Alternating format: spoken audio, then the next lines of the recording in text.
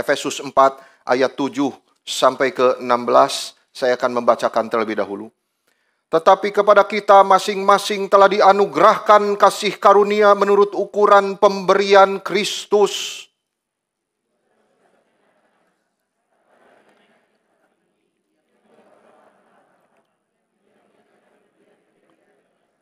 Bukankah ia telah naik berarti bahwa ia juga telah turun ke bagian bumi yang paling bawah?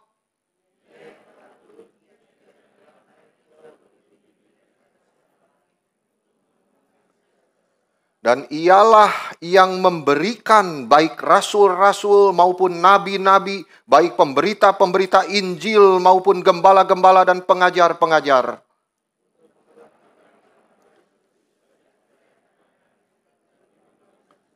Sampai kita semua telah mencapai kesatuan iman dan pengetahuan yang benar tentang anak Allah, kedewasaan penuh dan tingkat pertumbuhan yang sesuai dengan kepenuhan Kristus.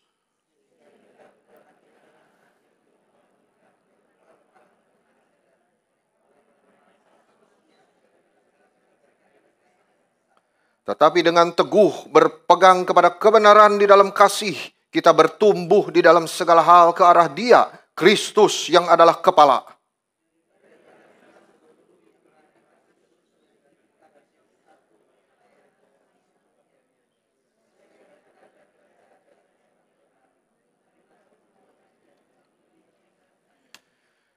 Saudara-saudara sekalian, apa yang Paulus bicarakan di dalam bagian ini agak rumit. Saya sederhanakan untuk saudara. Ada bicara kasih karunia, ada bicara pertumbuhan rohani, dan ada kebenaran di dalam kasih. 3 poin yang penting sekali saudara-saudara. Kasih karunia, pertumbuhan, pembangunan diulang-ulang terus saudara-saudara. Kerohanian. Dan ada kebenaran. Dan kebenaran itu harus di dalam kasih. Kebenaran tidak boleh dipisahkan dari kasih. Nah itu yang diulang-ulang oleh Paulus di dalam bagian ini. Saya ingin mengajak saudara untuk merenungkan 2 aspek yang harus saudara kerjakan sebagai anggota gereja. Yang pertama adalah menjalankan karunia yang dianugerahkan kepada saudara. Saudara-saudara. Menjalankan karunia yang dianugerahkan oleh Kristus kepada setiap saudara masing-masing. Itu yang pertama. Ayat ke-7, Paulus berkata, tetapi kepada kita masing-masing, setiap kita berarti,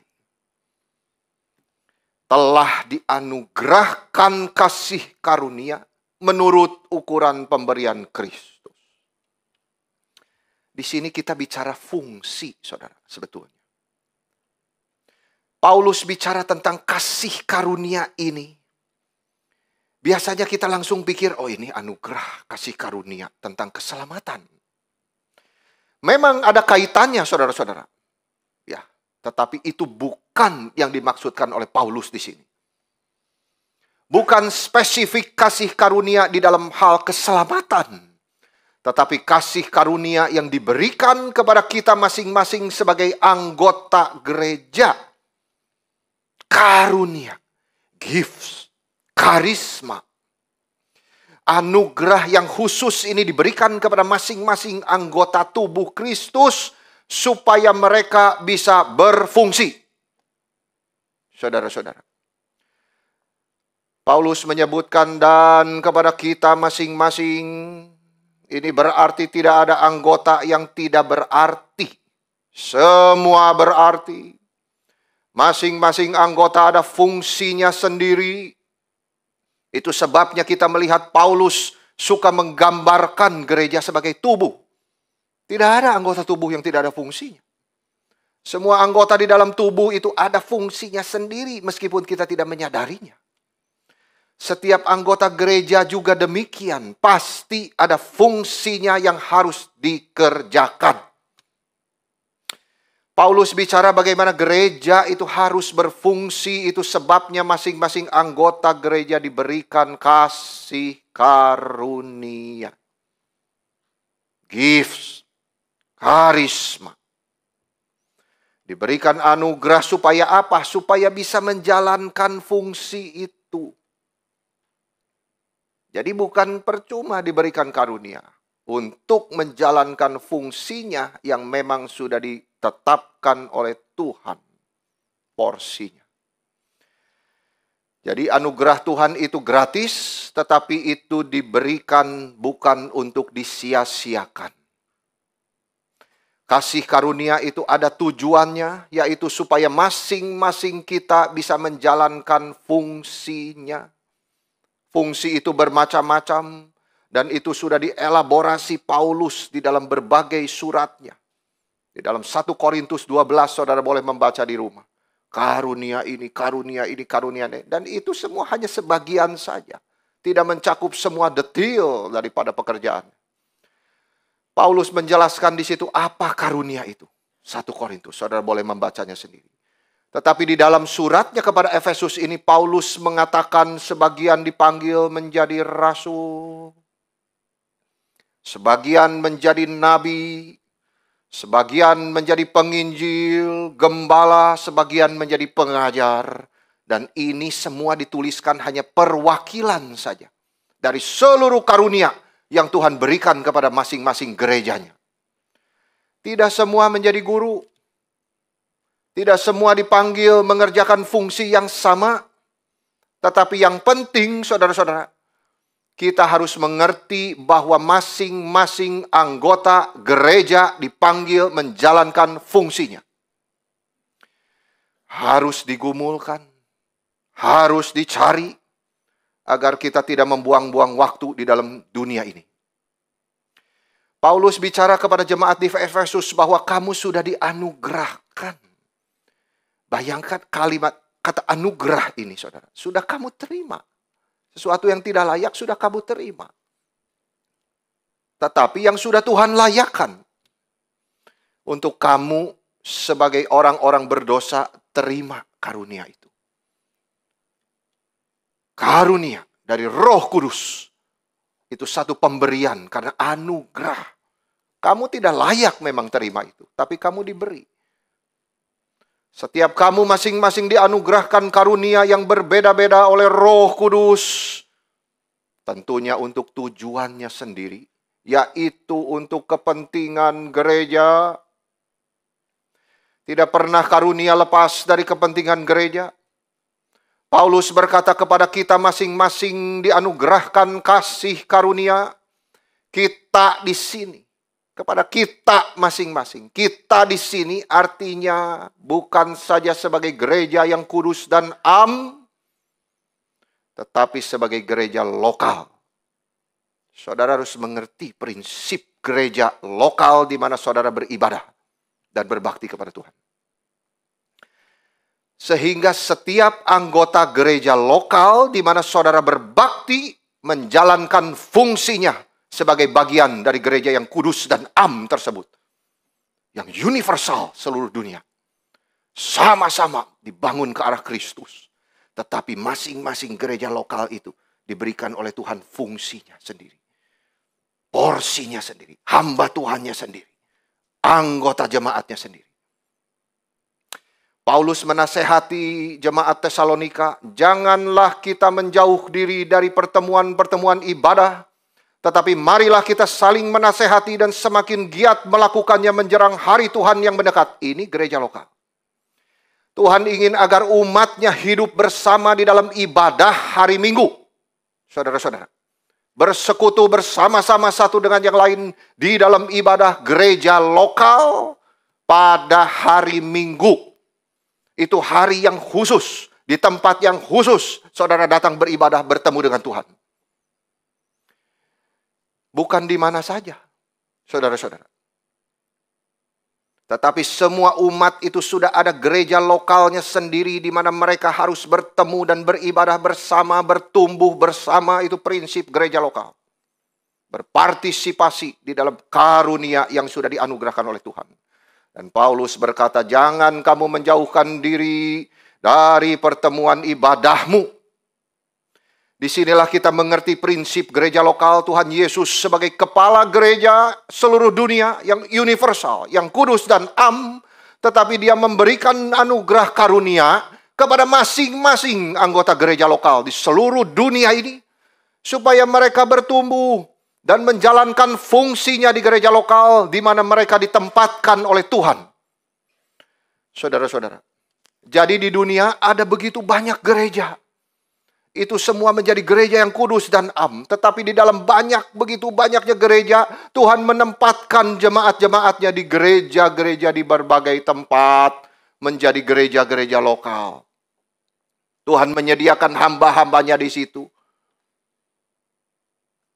Gereja lokal di mana saudara ditempatkan Tuhan, saudara bertanggung jawab untuk bertumbuh dan menjalankan fungsi sebagai seorang Kristen yang sudah dianugerahkan karunia tertentu kepada saudara.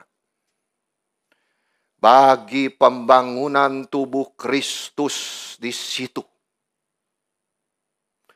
Jadi melayani di situ sebagai tanda respon saudara terhadap Tuhan yang sudah memanggil saudara.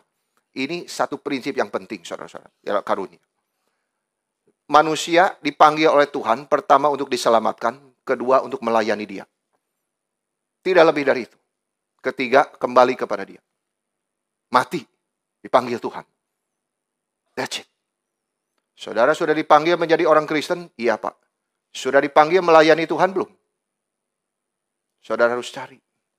Itu firman hari ini. Kenapa, saudara? Karena itu responmu membalas cinta kasih Kristus yang sudah mengalirkan darah bagi setiap saudara. Saudara-saudara. Itu tanda saudara sudah bertumbuh di dalam kasih dan saudara memberikan hidupmu kepada Tuhan. Tapi kalau saudara beribadah online, maka saudara tidak bisa berbagian di dalam pertemuan ibadah di gereja tersebut. Saudara tidak berpartisipasi aktif sebagai anggota tubuh Kristus. Jadi ibadah online itu menjadikan kita pasif. Sementara kita diajar justru harus berpartisipasi aktif di dalam ibadah, itu yang diperjuangkan oleh para reformator. Saudara-saudara, menyanyi bersama, saling mendengar, yang fales diterima, hatinya semua kepada Tuhan. Itu sila belajar bertumbuh bersama. Membaca ayat bertanggapan bersama-sama, kita mendengar si A, si B di pinggir kita. Kita dikuatkan membaca pengakuan iman rasuli bersama-sama. Bertepuk tangan setelah kur selesai dinyanyi, itu partisipasi kita. Menikmati anugerah Tuhan yang sudah diberikan kepada saudara-saudara kita. Dan saudara seiman yang lain mendengar dan membaca, menyanyi him, berdoa dan sebagainya, semua berpartisipasi aktif, bertumbuh bersama-sama. Jadi beribadah bersama itu sebab aktif. Paulus berkata, jangan kamu menjauhkan diri dari pertemuan ibadahmu di gereja lokal. Dan ketika Tuhan sudah menempatkan saudara di satu gereja lokal, Tuhan berbicara kepada saudara di situ, itu makanan rohanimu. Saudara-saudara, disitulah juga saudara harus membaktikan dirimu di dalam membalas cinta Tuhan itu. Itu penting sekali prinsip ini. Saudara tidak bisa ibadah di mana-mana. Saudara harus mencari tempat ibadah di mana Tuhan akan mempertumbuhkan saudara. Itu tanggung jawab saudara. Saudara-saudara. Jadi yang benar di mana saudara beribadah di gereja, saudara menerima makanan firman di situ, dan saudara bertanggung jawab mengerjakan bagian saudara di dalam pekerjaan pelayanan di situ. Terima anugerah, tuntutan tanggung jawab. Itu sesuatu yang normal, sesuatu yang wajar. Bukan di gereja lain. Saudara mendapat makanan di mana, saudara melayani, mempersembahkan dirimu di situ. Itu prinsipnya, saudara-saudara. Tetapi di gereja lokal saudara berbakti, bukan di setiap gereja lain. Ini prinsip gereja lokal dan pelayanan yang harus saudara mengerti dan bertumbuh. Tuhan memberi saudara karunia, bakat, talenta supaya dijalankan fungsinya di gereja lokal di mana saudara mendapat makanan rohani. Ini artinya saudara menerima firman Tuhan, saudara menerima pertumbuhan iman, dan di situ saudara membaktikan, mempersembahkan diri di dalam pelayanan bagi pembangunan tubuh Kristus. Jikalau setiap anggota gereja sadar tanggung jawab ini, bergabung ke dalam gereja lokal, lalu bertumbuh bersama, melayani bersama, maka semua gereja di dunia, gereja yang kudus dan am itu akan bertumbuh ke arah satu, yaitu Kristus Yesus. Karena setiap anggotanya sadar, Kristus sudah mati untuk dia. Dan saya ditempatkan di sini, saya harus membalas cinta kasih dia. Saudara-saudara. Tetapi ada satu hal lagi yang saya ingin angkat di sini, yaitu saudara-saudara, soal teologi waktu. Setiap orang itu tidak boleh, saudara-saudara, buru-buru. Ada waktunya.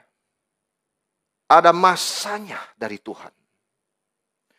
Saudara kalau tahu masa kepompong dari kupu-kupu itu berlangsung bisa berhari-hari. Ya. Pada masa itu jangan ditarik keluar kupu-kupunya. Nanti sayapnya tidak jadi, tidak bisa terbang. Bisa cacat, mati. Menjadi lemah, tidak ada fungsinya. Nah di sini saudara juga sama. Satu prinsip di dalam teologi, waktu. Tuhan punya waktunya, jadwalnya sendiri untuk kita masing-masing. Jangan sampai kita mendahului dia. Ini saya mengerti saudara-saudara disederhanakan oleh Bapak Stephen Tong di dalam kalimat kita ikut spido Roh Kudus. Waktunya Tuhan. Kita tidak cepat-cepat, tidak. Kita menyertai Tuhan. Jangan terus minta Tuhan sertai kita, kita juga harus sertai Tuhan. Saudara, kita pergi ke tempat pelacuran minta Tuhan sertai kita, kurang ajar itu. Kita harus sertai Tuhan, jangan mendahului waktu dia. God has on timing for us. Kita ikut Tuhan bukan artinya kita lewatin dia. Aduh lambat amat, gas. Itu sangat sekuler dan duniawi. Saudara sedang mengerjakan prinsipmu sendiri, pengertianmu sendiri. Ingat Musa, saudara-saudara. Tuhan mempersiapkan dia 2 tahun. Untuk pelayanan 1 tahun, istilahnya begitu gambarannya, saudara. Double the time. Musa umur berapa dipanggil Tuhan, saudara? Untuk melayani, ya bukan dipanggil ke surga. Umur 80. Ini selalu, setiap kali senang saya renungkan, saudara. Sebelum saya menjadi hambanya. Ini Musa. Dipanggil Tuhan umur 80. Sudah kakek-kakek. Dia sendiri pikir umur 40 sudah siap. Dia sendiri pikir tadinya, saudara, wah saya sudah siap umur 40 tahun. Dia rasa diri saya pinter, saya banyak kapasitas, dididik di dalam pengetahuan segala orang Mesir. Bijaksana dunia luar biasa, saudara-saudara. Umur 40, saya sudah siap. Rasa pinter sendiri, bunuh orang Mesir. Akhirnya Tuhan kirim dia ke gurun. Menggembalakan domba di situ. Ini sesuatu hal yang sangat tidak logis menurut pikiran manusia. Orang sudah sekolah tinggi-tinggi, sudah siap melayani Tuhan, malah dikirim ke gurun. Siapa yang dengar dia? Domba semua. Tidak ngerti bahasanya. Tapi dia setia. Kepinterannya semua seperti tidak ada fungsinya di situ, saudara. Tiap hari seperti itu, akhirnya dia belajar satu hal, rendah hati, tidak mau sombong lagi. Itu satu prinsip yang penting sekali di dalam mengikut Tuhan. Rendah hati. Tidak ada lagi prinsip yang lain. Tuhan berkata, barang siapa mau ikut aku, pikul salibmu. Sangkal dirimu. Itu kerendahan hati. Karena saudara mau korban demi Tuhan yang saudara ikuti. Waktumu, uangmu, tenagamu, semua untuk dia. Jadi Musa belajar itu. Rendah hati. Saya tidak mau sombong lagi. Waktu itu umur sudah 80. Tapi kalau dia tidak dipanggil sampai mati, dia setia gembalakan domba. Dia tidak mau mendahului Tuhan. Sampai semak duri. Api di situ. Tuhan muncul memanggil dia. 80. Pimpin bangsa yang besar dan keras kepala. Butuh 80 tahun dipersiapkan Tuhan. Tapi sekarang dia sudah siap. Menurut dia sendiri saya sudah ketuaan. Saya sudah tidak bisa Tuhan. Tapi menurut Tuhan justru kamu baru siap melayaniku. Itu hitung-hitungan surga saya tidak ngerti. Ya saudara-saudara. Tetapi itulah nothing become something. Ya. Jadi kalau kita sudah merasa I'm nothing. Maka Tuhan melihat kamu something. Bagi gerejaku. Karena justru itulah kuasaku akan terlihat di dalam dirimu. Saudara-saudara, dia tidak sadar itu. Satu hari akan dipanggil Tuhan untuk melayani. Tapi dia taat kerja terus sebagai gembala domba. Dengan otak yang begitu pengetahuan bijaksana. 40 tahun. Dan ditambah dengan disekolahkan di Mesir. Dididik di dalam pengetahuan kerajaan. Semua pengetahuan dunia. 80 tahun. Untuk Musa melayani 40 tahun. Tuhan persiapkan dia 80 tahun. Tidak ada yang buru-buru. Untuk Yesus melayani 3,5 tahun. Persiapkan berapa tahun? Saudara hitung sendiri. 30 tahun. Setia bantu papa jadi tukang kayu.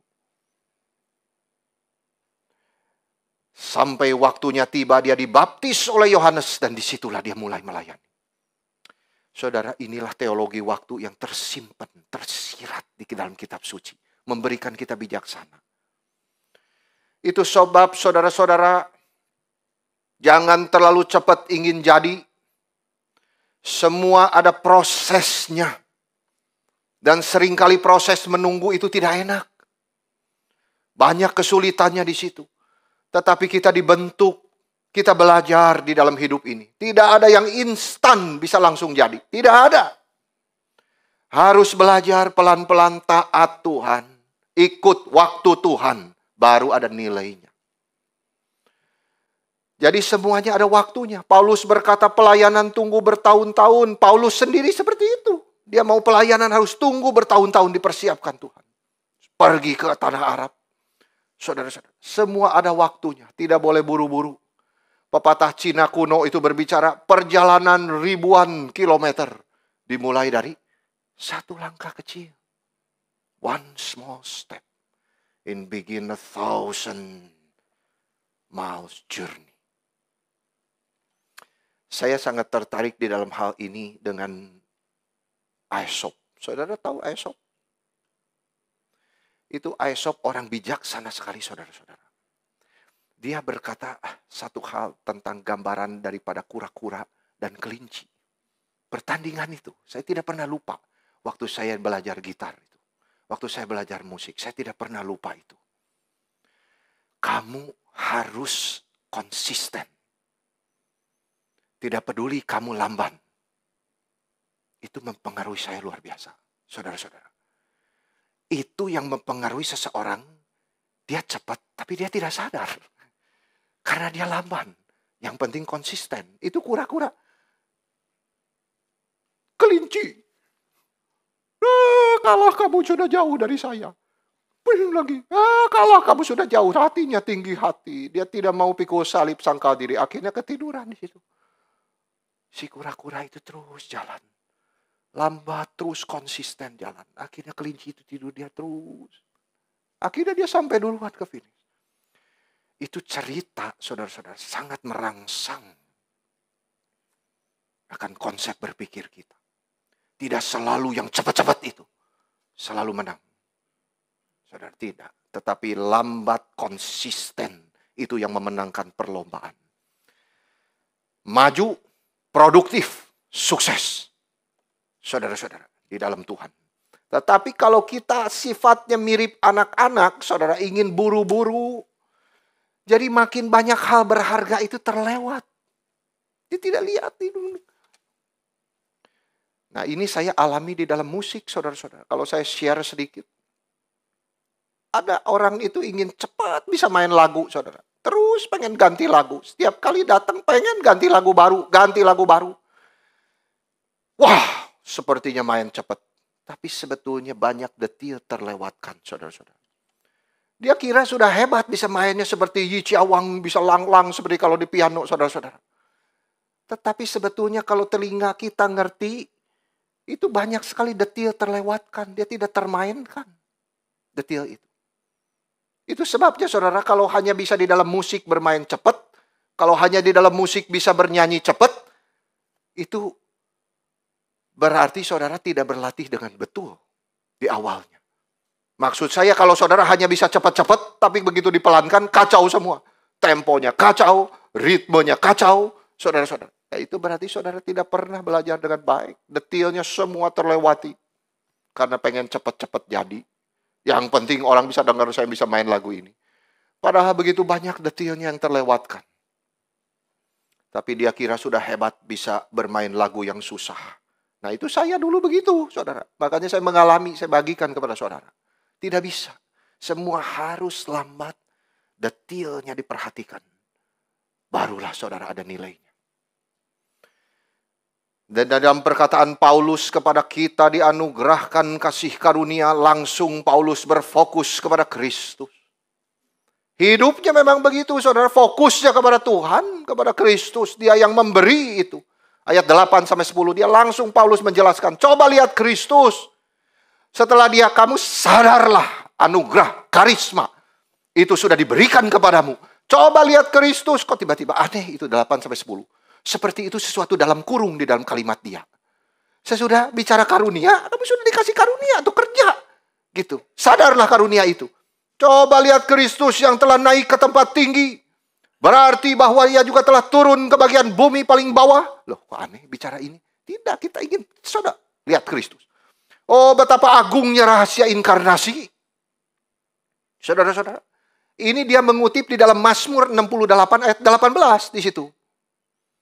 Ya saudara, kenapa? Itu Mazmur membicarakan kemenangan Tuhan. Jadi mungkin mereka waktu bawa tabut itu, saudara, ke Yerusalem. Ya, atau perjalanan itu. Allah menang perang melawan dewa-dewa asing. Menghancurkan semua musuh-musuhnya. Nah, Paulus menerapkan Mazmur itu kepada Yesus Kristus. Saudara-saudara. Engkau telah menerima persembahan-persembahan di antara manusia. Tetapi di Efesus ini, saudara, Paulus itu mengganti. Ia memberikan. Di Mazmur ia menerima persembahan. Paulus menggantinya di Efesus. Ia memberi pemberian kepada manusia. Itu karunia yang diberi itu. Kristus yang menang, itu artinya saudara gambarannya. Kristus yang menang atas maut, memberikan keselamatan itu kepada saudara, dan memberikan manusia yang sudah ditebusnya itu karunia. Saudara-saudara, di atas kayu salib Yesus sudah mengalahkan musuh-musuhnya, dan ia naik dengan penuh kemenangan, duduk di sebelah kanan Allah Bapa, di mana Kristus memberikan kepada kita karunia. Saudara mengerti prinsip. Jadi tidak lepas dari Mazmur itu. Di sini Kristus yang telah menang. Lalu dia duduk di sebelah kanan Allah dan memberikan kita karunia sebelum kita kembali kepada dia. Banyak macamnya karunia yang Paulus tuliskan. Ada 20 macam yang didaftarkan oleh dia di dalam Korintus, Efesus ini. Ini hanya gambaran saja dari banyak lain yang tidak disebutkan di sini. Di dalam konteks surat Efesus ini saya bahas sedikit saudara-saudara. Karena kita membahas bagian ini. Paulus menyebutkan 4 macam karunia. Yaitu rasul, nabi, gembala, dan pengajar. Tetapi Paulus memberikan kita penekanannya. Ialah yang memberikan karunia itu. Jangan lupa kamu itu. Kristuslah yang memberikan baik rasul-rasul maupun nabi-nabi. Baik pemberita-pemberita Injil maupun gembala-gembala dan pengajar-pengajar. Paulus berkata ini macam-macam karunianya. Iya, tapi jangan lupa Dia yang memberikan. Dia yang sudah menang itu. Dia yang sudah duduk di atas sebelah kanan Allah itu. Dia yang memberikan kamu karunia-karunia itu. Kristus yang memberi. Artinya Kristus yang memanggil kamu. Saudara-saudara. Kristus yang memanggil sebagian jemaat menjadi rasul. Sebagian jemaat menjadi nabi. Sebagian jemaatnya menjadi pemberita Injil, menjadi guru, menjadi gembala. Dan Efesus ini Paulus mengatakan 5 jabatan ini. Kristus yang memanggil jemaatnya kepada 5 jabatan ini. Yang pertama rasul dan nabi. Tentunya jabatan ini sudah tidak ada lagi sekarang. Karena kitab suci sudah selesai dituliskan, dikanonkan. Dan tidak mungkin dirubah lagi. Tetapi orang-orang yang diberi karunia mengabar Injil, karunia menggembala, karunia mengajar, masih ada terus sampai hari ini. Penginjil, orang yang diberi karunia mengabar Injil adalah mereka dianugerahi kemampuan khusus untuk bicara Injil. Keselamatan melalui Yesus Kristus. Ini tidak berarti bahwa kita yang tidak diberi karunia itu untuk bebas. Tidak menceritakan Yesus kepada orang lain. Tidak sama sekali saudara-saudara. Tetapi ini lain karunia ini saudara. Kita semua berbagian di dalam pekabaran Injil. Seperti yang dinyatakan di dalam amanat agung Tuhan kita. Menjadikan semua bangsa murid Yesus Kristus. Tetapi kita di sini mengerti penginjil yang dimaksud Paulus itu apa saudara? Memang ada karunia khusus yang diberikan kepada orang-orang tertentu untuk mengabari Injil. Itu karunia. Ya, tidak usah kita menjadi minder atau sombong yang diberikan karunia. Tidak perlu. Karena itu Kristus yang memberi. Saudara jangan lupa pusatnya Kristus itu. Ya, baru turunannya ke bawah. Gitu. Kita semua diberikan karunia, semua bagi Dia. Tidak ada yang tidak berguna. Nah kebetulan di sini yang dibahas adalah 5 itu. Yang 2 sudah. Sekarang yang 3 lagi saudara. 1 menjadi penginjil. Jadi mereka itu berbakat sekali yang diberi karunia ini. Saudara. Memberitakan Injil itu bahasanya simple. Tapi kena ke hati orang. Nah itu saudara. Itu karunia menginjil. Tidak semua orang. Saudara-saudara. Tetapi jangan melemahkan kita yang tidak diberi karunia. Ya, kita ditempatkan orang-orang di sekitar kita itu untuk tanggung jawab saudara. Mengabar Injil kepada mereka. Kasih tahu. Ya, sudah membina relasi segala macam. Tapi orang-orang berkarunia ini tanpa relasi pun bisa. Tiba-tiba pembicaraan itu masuk ke situ. Dia bicara Yesus itu mati. Ya, mati bagimu. Jadi orang dibawa kepada Kristus. Karunia yang indah sekali. Semua karunia Roh Kudus itu diberikan untuk meninggikan Kristus. Ingatlah itu. Para penginjil ini bisa digambarkan sebagai dokter kandungan di gereja. Dia yang membantu melahirkan. Dia diberikan bakat di dalam membawa kelahiran baru dari Roh Kudus.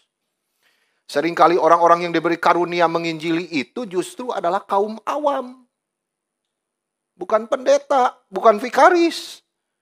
Tapi kaum awam, saudara. Di mana itu? Itu Filipus. Di dalam kitab suci itu. Itu disebut penginjil, Filipus itu. Dia bukan hamba Tuhan yang ditahbiskan. Saudara, bukan tidak ada sama sekali. Ya, tetapi ini pada umumnya. Karena kitab suci memberikan kita contoh seperti itu. Di dalam perjanjian baru. Kita melihat orang yang bernama Filipus. Dia disebut penginjil. Satu-satunya diberi jabatan itu. Saudara-saudara. Adalah Filipus. Dan dia adalah diaken. Dia tidak pernah ditahbiskan sebagai pendeta. Atau rasul. Atau penggembala. Kita sering menyaksikan orang-orang awam yang berbakat menginjili, saudara-saudara. Saya menyaksikannya sendiri di dalam KKR regional. Itu karunia Tuhan yang indah sekali. Ya, dan saya tidak perlu merasa minder.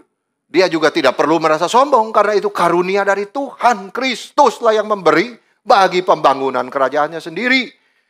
Saudara-saudara. Tetapi mereka begitu efektif membicarakan Injil di dalam KKR regional luar biasa, saudara. Mereka tidak pernah ditahbiskan sebagai hamba Tuhan. Tetapi satu hal yang penting, saudara yang dikaruniai, karunia ini jangan sombong, tetapi harus memakai karunia meninggikan Kristus yang memberikan karunia itu. Bukan untuk diri. Ingat satu prinsip kerendahan hati. Sangkal diri, pikul salib. Itu satu-satunya prinsip pelayanan. Ketika saudara dianugerahkan karunia membicarakan Kristus kepada orang lain, rendahkanlah hatimu senantiasa. Kristus memakai saudara. Puji Tuhan. Gembala. Lalu Paulus menyebutkan karunia yang lain, yaitu gembala dan pengajar. Ini di dalam bahasa asli dibicarakan bersamaan, saudara-saudara. Bukan terpisah, gembala dan pengajar. Biasanya gembala pengajar, begitu. Dua-duanya. Jadi ada concern terhadap kerohanian orang lain. Di dalam bahasa aslinya memang begitu, saudara. Dibacakan bersamaan, gembala pengajar, gitu. Biasanya kalau kita mendengar gembala pengajar ini, langsung mata kita, saudara-saudara, tertuju kepada hamba Tuhan. Seorang pendeta. Padahal arti aslinya tidak selalu ke sana. Sama seperti penginjil tadi. Saudara-saudara. Banyak yang bukan pendeta juga memiliki karunia gembala pengajar ini. Karunia ini bisa terdapat di dalam diri para penatua, para diaken, atau guru-guru sekolah minggu. Tuhan yang memberikannya. Sungguh indahnya kalau kita mengerti hal ini, saudara. Yesus berkata di dalam amanat agung, ajarlah. Jadi semua karunia ini tidak pernah lepas daripada pengajaran firman, Injil, firman. Itu tidak pernah lepas, saudara. Ajarlah mereka melakukan segala perintahku. Ini di dalam amanat agung. Mereka yang dibawa kepada iman harus diajar firman. Itu sebab mengajar adalah karunia yang sangat penting di dalam gereja. Ini dimulai dari para rasul dan nabi yang dituliskan, yang menuliskan PB dan PL menjadi dasar dan pedoman bagi orang-orang Kristen. Kemudian dilanjutkan penginjil, penggembala, dan guru meneruskan pengajaran firman yang sudah dituliskan oleh rasul dan nabi itu. Sekali lagi ini tidak terbatas di situ, saudara-saudara. Banyak lagi karunia, tetapi kita membahas bagian ini. Paulus berbicara menekankan tentang pertumbuhan, pembangunan tubuh Kristus. Dan itu tidak lepas daripada karunia gembala pengajar ini. Terhadap guru-guru yang diberikan Tuhan karunia mengajar firman. Pembangunan gereja Tuhan di setiap zaman membutuhkan gembala pengajar-pengajar ini. Saudara berdoalah untuk guru-guru boleh dibangkitkan oleh Tuhan. Untuk mengajarkan firman kepada gereja. Tentunya tidak boleh sembarangan. Harus didasari dengan pengetahuan yang benar. Motivasi yang benar. Dan cinta kasih. Saudara Paulus di ayat 11, dan ialah yang memberikan baik rasul-rasul maupun nabi-nabi, baik pemberita-pemberita Injil maupun gembala-gembala dan pengajar-pengajar untuk memperlengkapi orang-orang kudus bagi pekerjaan pelayanan itu. Untuk apa itu dipanggil semua itu orang-orang ngajarin firman itu? Untuk apa? Untuk perlengkapi kamu, jemaat Tuhan, bagi pekerjaan pelayanan. Untuk apa? Pembangunan tubuh Kristus. Tubuh, anggota tubuh kita. Tidak ada yang tidak berguna, saudara-saudara. Terjemahan Indonesia ini benar, saudara. Itu tidak ada komanya di antara untuk memperlengkapi orang kudus dan bagi pekerjaan pelayanan. Itu tidak ada komanya di situ. Kalau ada komanya seolah-olah terpisah, saudara. Kalau di terjemahan Inggris sebagian begini, saudara, memakai koma. Jadi seolah-olah pekerjaan hamba Tuhan itu mencakup semuanya. Yaitu yang pertama, kamu memperlengkapi orang-orang kudus. Dan yang kedua, kamu sendiri mengerjakan pelayanan itu, koma, dan membangun tubuh Kristus. Semuanya profesional dikerjakan satu hamba Tuhan, cilaka. Ini pengertian yang salah, saudara-saudara.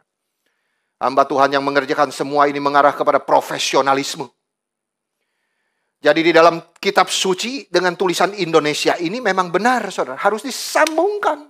Karena di dalam aslinya begitu, tidak ada komanya. Jadi yang pertama, mereka yang menerima karunia mengajar harus menggunakan untuk memperlengkapi orang-orang kudus. Sehingga tujuan utamanya adalah agar orang-orang kudus dapat melakukan pekerjaan pelayanan. Supaya anggota gereja yang sudah mendapat pengajaran firman itu mengerjakan pekerjaan pelayanan untuk tujuan akhir, yaitu supaya gereja dapat dibangun. Mencapai kesatuan dalam iman dan pengetahuan yang benar tentang anak Allah, dan menjadi dewasa dalam kerohanian. Paulus berkata, Kristuslah yang memanggil kita, ialah yang memanggil kita untuk menjalankan fungsi kita masing-masing di dalam gereja. Gereja tidak pernah memanggil orang-orang, Kristus yang memanggil. Itu saudara harus sadar prinsip ini. Ialah yang memberikan karunia. Ialah yang memanggil saudara. Gereja tidak pernah memanggil saudara. Pendeta tidak pernah memanggil saudara. But God called you to serve Him. Tuhan sendiri yang memanggil saudara menjalankan fungsi saudara sebagai tubuh Kristus. Kalau Kristus yang memberi karunia, ada tujuan khusus, yaitu pelayanan dan pembangunan gereja. Bukan kepentingan sendiri. Bukan untuk diri. Bukan untuk menarik perhatian kepada dirinya. Jaga motivasi di hadapan Tuhan. Pemberian Tuhan itu memberikan tujuan akhir daripada semua karunia, yaitu membangun gerejanya.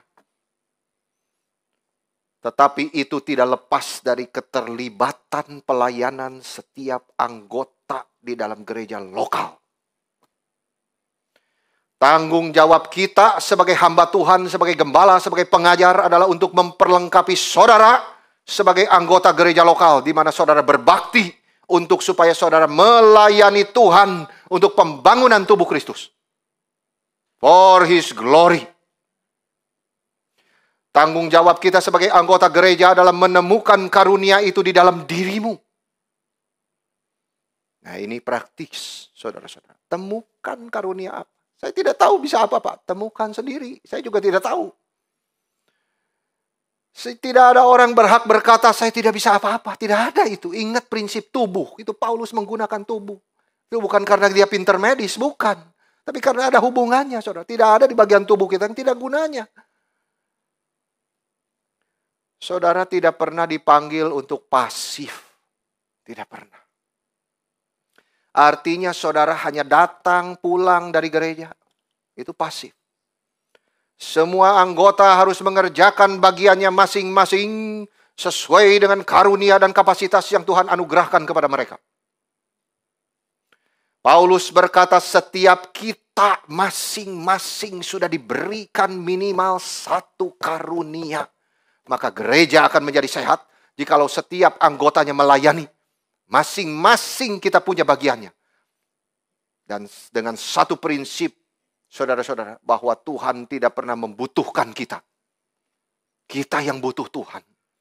Itu prinsip yang menjadikan kita selalu rendah hati di hadapan Tuhan. Saudara-saudara, kita harus mengerti, saudara diselamatkan bukan untuk datang dan pulang dari gereja. Sudah cukup, tidak cukup. Tapi saudara harus melayani Tuhan.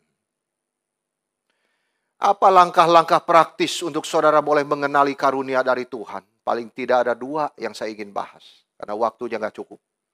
Yang pertama, saudara, belajar dari firman Tuhan. Coba pulang ke rumah, baca 1 Korintus, karunia itu. Baca, cari komentari. Apa itu karunia? Diberikan kepada siapa itu karunia? Dan untuk kepentingan apa itu karunia? Karena firman Tuhan adalah sumber dan pertumbuhan iman, saudara. Makin saudara bertumbuh, makin saudara akan kenal siapa Kristus yang sudah menyelamatkan saudara dan apa tanggung jawab saudara yang sudah diselamatkan oleh Kristus.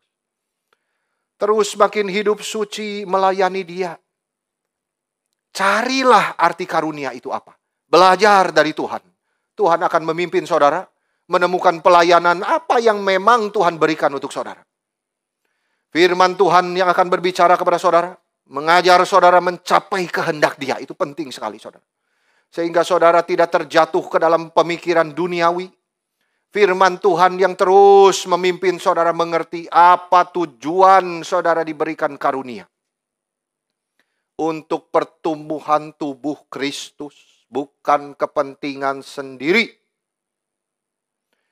atau kepuasan sendiri, menghitung jasa. Saya sudah ini, saya sudah itu, saudara-saudara. Kalau seperti ini, gereja kelihatan penuh, tidak ada gunanya.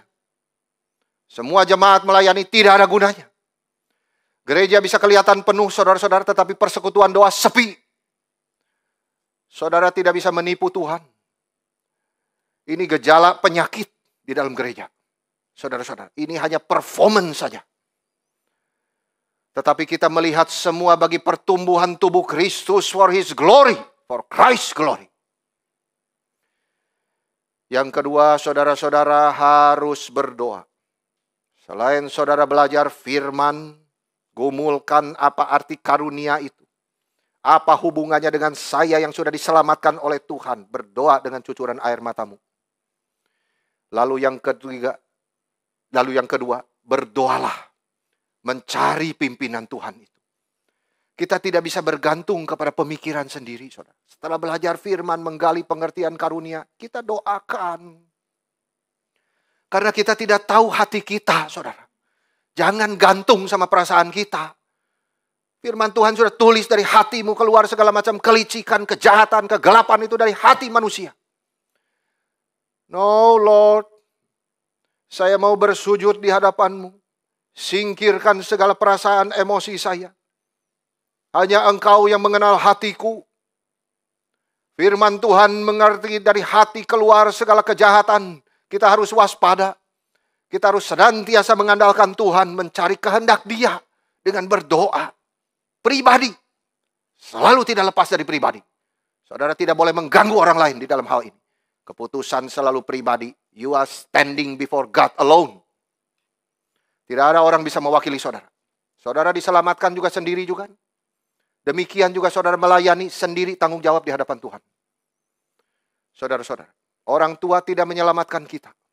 Suami istri tidak menyelamatkan kita. Kristus mati menyelamatkan kita. Demikian saudara melayani Dia, tanya Dia. Saudara-saudara, kalau tidak berdoa, kita pasti gampang jatuh. Cari karunia yang menguntungkan sendiri, yang meninggikan sendiri. Padahal Tuhan tidak mau kita di situ. Tanpa doa kita bisa menolak karunia yang sudah Tuhan berikan. Jadi ada dua aspeknya, saudara. Kita tidak sadar itu sudah ada di dalam diri, tapi kita tolak terus, saudara. Maka cara satu-satunya selain belajar firman adalah serahkan masalah itu kepada Tuhan. Kita berdoa, memohon, mencarinya, dan akhirnya Tuhan berbicara lewat firman-Nya. Sehingga saudara mengerti karunia apa yang Tuhan berikan kepada saudara untuk dijalankan. Tuhan sedang mempersiapkan saudara menjadi pelayan-pelayan yang setia. Doalah baik-baik. Kerjakan kehendak Tuhan. Itu yang paling penting dalam hidup saudara. Sehingga saudara bisa dipakai menjalankan karunia yang dianugerahkan untuk melayani, untuk pembangunan tubuh Kristus. Saudara-saudara, terus terang saya tidak pernah mau pelayanan yang kelihatan orang di publik seperti ini. Itu tidak pernah ada di dalam pikiran saya. Pertama menjadi Kristen saya melayani apa, saudara? Saya melihat kertas pujian selalu terserakan di pinggir bangku gereja. Saya tunggu semua orang pulang, saya bersihkan. Saya ambil satu-satu, saya ambil. Tidak ada yang suruh. Tidak yang tahu. Tidak perlu bicara-bicara sana-sini. Saudara-saudara. Saya tunggu orang pulang semua. Saya tidak terlalu suka orang tahu apa yang sudah saya lakukan untuk pelayanan kepada Tuhan. Tapi Tuhan pimpin terus. Saudara harus mengingat prinsip kitab suci. Setialah di dalam perkara kecil. Lalu Tuhan akan menambahkan terus kepadamu. Maju terus mengikut Tuhan. Saudara jangan kira saudara hanya seperti ini terus. Tidak. Tuhan sedang merubah saudara.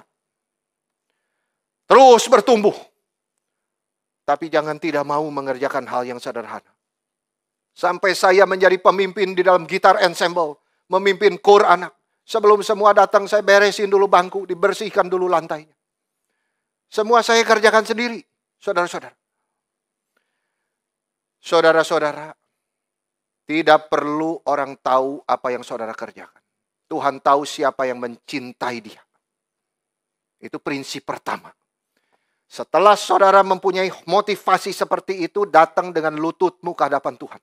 Tuhan, apa karunia yang Engkau berikan, supaya saya boleh berbagian di dalam gerejamu. cukup. Tuhan akan menjawab saudara. Tetapi dengan motivasi yang bersih, datang ke hadapan Tuhan. Tuhan tahu siapa yang mencintai dia. Saudara bisa menipu mata pendetamu, tapi Tuhan tidak pernah bisa ditipu. Tuhan tahu siapa yang mencintai dia. Saudara cari, doa, kerjakan. Tuhan terus tambahkan saudara. Hidupmu berguna. Hidupmu punya arah. Punya nilai. Berat, tapi rela. Itu sukacita muncul di situ. Saudara-saudara. Kalau seandainya semua melayani di sini, saya cepat terpikirkan saudara. Jadi anggota kur semua. Waduh, semua jadi anggota kur. Ada suara bass, suara tenor, semuanya melayani. Waduh, saat melayani di depan, siapa yang nonton Pak? Itu kosong bangkunya. No. Saudara sedang tidak sadar setiap kali saudara datang beribadah, saudara sedang diaudisi oleh Tuhan. Dan para malaikatnya. Saudara tidak bisa lihat ini sama seperti bujang Elisa itu. Karena mata saudara tertutup. Saudara-saudara, ingat ibadah itu diaudisi oleh Tuhan. Jangan sampai jatuh kepada performance like itu. Jangan cari muka manusia. Marilah kita kembali kepada Tuhan. Belajar rendah hati, bertumbuh. Sadarilah apa panggilan yang saudara harus kerjakan di dalam hidupmu. Cari karunia apa yang Tuhan sudah berikan. Jalankan karunia yang ada padamu. Layanilah Tuhanmu. Bagi kemuliaan Kristus sendiri. Yang kedua terakhir. Selain mengerjakan karunia yang dipercayakan kepada saudara, saudara harus bertumbuh mencapai kedewasaan ke arah Kristus. Bukan ke arah diri, tapi ke arah Kristus.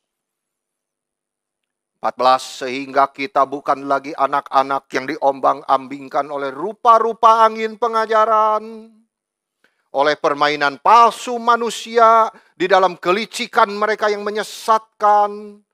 Paulus berkata kita bukan lagi anak-anak, saudara. Kamu yang sudah belajar firman, kita bukan lagi anak-anak. Di sini kita diajar jangan jadi seperti anak-anak. Tapi juga kita diajar, ingat ada perintah Yesus di dalam kitab suci. Kalau kamu tidak bertobat dan menjadi seperti anak kecil ini, kamu tidak akan masuk kerajaan surga. Loh, bagaimana saya ngerti ini? Artinya, saudara-saudara, Tuhan Yesus ingin kita menjadi seperti anak kecil itu di dalam hal apa? Paling sedikit ada dua hal, saudara. Kerendahan hati dan kepolosan mereka. Aduh, itu luar biasa. Itu harus kita miliki seumur hidup mengikut Tuhan. Saudara-saudara. Tetapi di sini Paulus, kita bukan lagi anak-anak. Maksudnya apa, saudara? Jangan jadi seperti anak-anak di dalam sifat-sifat tidak stabil dan naif. Anak-anak itu memang makhluk kecil yang menyenangkan, saudara-saudara. Tetapi mereka memiliki keterbatasannya. Umumnya mereka tidak stabil dan naif. Jadi anak-anak itu terkenal suka berubah-ubah. Mereka kadang tertarik satu hal selama 5 menit. Rubah lagi pikiran, saudara-saudara. Fokus sesuatu yang lain lagi. 5 menit kemudian beralih lagi kepada hal yang lain. Ada positifnya pasti. Tetapi di dalam hal ini saudara-saudara, anak-anak itu mudah tertipu. Sangat mudah untuk menipu mereka. Itu sebab orang tua memiliki tanggung jawab khusus mendidik anak dan membimbing anak-anak dengan baik. Tetapi yang cilaka saudara kalau sifat-sifat yang sama itu terus melekat sampai mereka dewasa. Tidak stabil, naif, terus begitu sampai dewasa. Itu akan melemahkan karakter dia sendiri dan akhirnya membatasi pekerjaan mereka. Paulus di sini menekankan tentang pertumbuhan, pembangunan berulang kali. Tidak bisa kalau kamu terus seperti anak-anak. Gitu loh maksudnya. Kamu akan selalu terombang-ambing berbagai pengajaran-pengajaran di luar sana. Tidak stabil. Seperti perahu kecil itu diombang-ambing. Badai lautan terus. Ke sini ikut, ke sana ikut. Gitu. Paulus memakai gambaran ini untuk Kristen yang tidak dewasa. Immature Christian. Kamu gampang diombang-ambing oleh rupa-rupa angin pengajaran. Kamu tidak punya keyakinan teguh di dalam pikiranmu. Di dalam imanmu. Ciri-cirinya apa saudara? Kamu dengar khotbah siapa yang terakhir. Itu yang menjadi peganganmu. Jadi mereka dengar khotbah itu dari berbagai ajaran dan mereka terima semua. Itu artinya kamu belum dewasa. Kamu tidak bisa membedakan. Ajaran apapun diterima. Kamu belum bertumbuh. Paulus berkata kamu harus bertumbuh sehingga kamu tidak lagi diombang-ambingkan berbagai macam penipuan manusia yang menyesatkan. Tetapi Paulus tidak ingin hanya berhenti daripada doktrin, lalu dia melanjutkan pertumbuhan gereja itu oleh kebenaran dan kasih. Saudara, kebenaran menjadi keras jika tidak dilembutkan dengan kasih. Demikian cinta kasih akan menjadi lembek kalau tidak dikuatkan oleh kebenaran. Kita membutuhkan keduanya, kebenaran dan kasih. Tetapi ada aturannya, saudara. Paulus membicarakan kebenaran dulu, baru kasih. Bukan kasih dulu, baru kebenaran.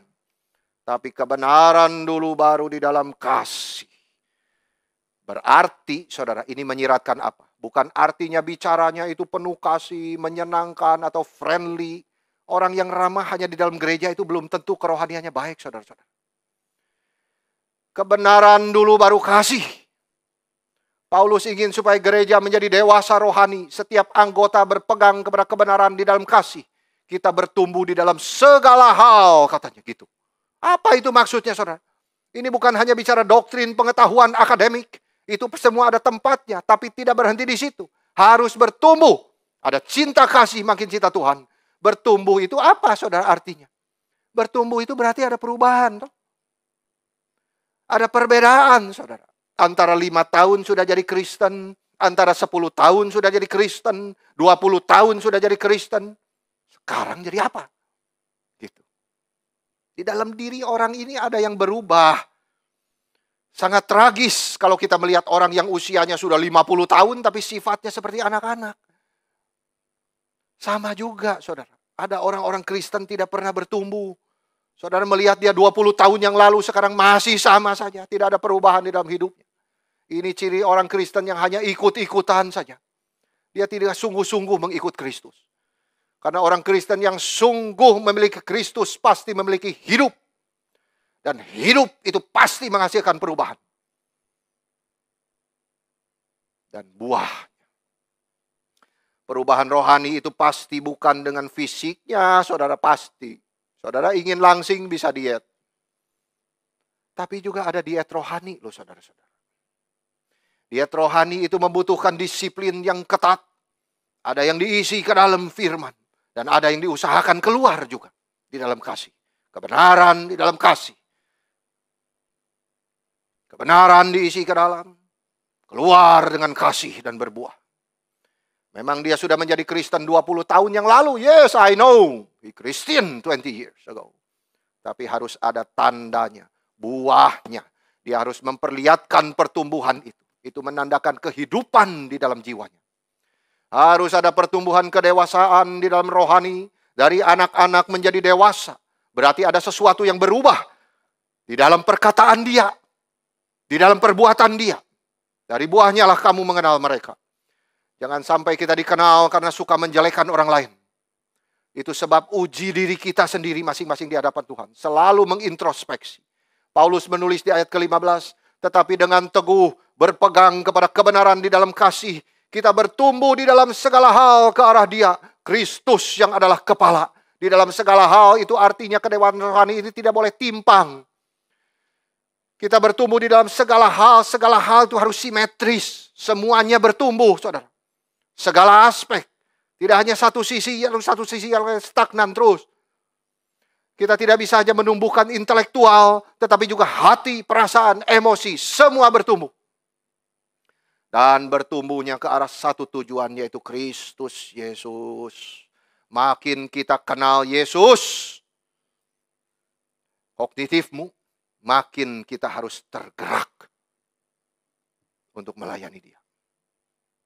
Makin kita mencintai dia, makin kita korban untuk dia. Tidak ada nilai sama sekali untuk pengetahuan, kecuali itu menghasilkan cinta kasih. Bertumbuhlah mencapai kedewasaan ke arah Kristus. Kita semua harus semakin bertumbuh. Jangan semakin usia tua, tapi masih tetap bayi di dalam kerohanian. Tua di dalam Tuhan itu berbeda dengan dewasa di dalam Tuhan. Kita semua harus dewasa di dalam Tuhan. Yang sudah dewasa di dalam Tuhan, hidupnya makin berkelimpahan. Ingin berbuah, menjadi berkat, membangun orang lain. Jangan menjadi orang Kristen terus ingin dilayani. Orang seperti ini pasti merasa orang lain tidak baik terus kepada dia. Dia tidak pernah pikir, kenapa saya tidak bisa baik kepada orang lain. Bangkitlah saudara-saudara, layanilah Tuhanmu. Kita semua terus bertambah tua setiap hari. Usia kita tidak tahu sampai kapan. Hidup baik-baik bagi Kristus. Pakai waktu yang ada. Waktu tidak selamanya ada. Kesempatan tidak selalu ada. Bangunlah jiwaku, layanilah Tuhan. Kerjakan karunia yang ada padamu. Dan bertumbuhlah mencapai kedewasaan bagi kemuliaan Kristus Yesus Tuhan kita. Sampai di sini kiranya Tuhan menolong kita semua. Amin.